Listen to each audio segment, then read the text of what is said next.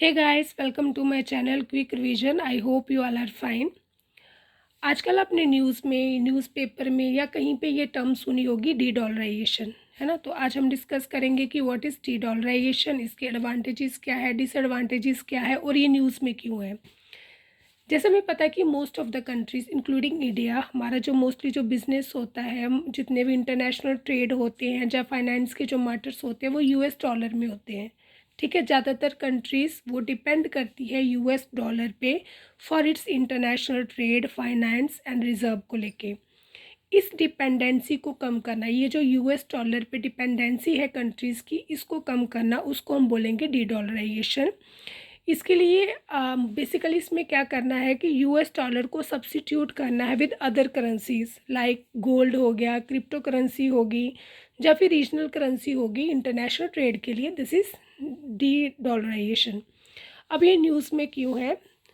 BRICS की जो meeting हुई थी, उस मीटिंग के बाद डी डॉलराइजेशन टर्म काफ़ी ज़्यादा न्यूज़ में आई है, क्योंकि वहाँ पे जो ब्रिक्स कंट्रीज़ थी उन्होंने डिस्कस किया था कि वो किस तरह से जो उनकी डिपेंडेंसी है यूएस डॉलर के ऊपर वो कम कर सकते हैं। ठीक है, उन्होंने अभी कोई ऐसी करेंसी का नाम दिया नहीं है या कुछ डिसाइड नहीं किया, सिर्फ डिस्कस किया था इसके बारे में। उसके बाद ये टर्म काफ़ी ज़्यादा न्यूज़ में आ रही है। ब्रिक्स कंट्रीज़ कौन कौन सी है? ब्रिक्स कंट्रीज़ है Brazil, Russia, India, China and south Africa. और अभी कुछ इसके न्यू मेंबर्स हो रहे हैं जैसे Egypt, Ethiopia, Iran, United Arab Emirates और इंडोनेशिया। ठीक है, तो इन कंट्रीज़ ने डिस्कस किया था कि किस तरीके से वो अपनी जो डिपेंडेंसी है यूएस डॉलर के ऊपर उसको कम कर सकते हैं। उसके बाद डी डॉलरेशन टर्म काफ़ी ज़्यादा ट्रेंड में हुई है।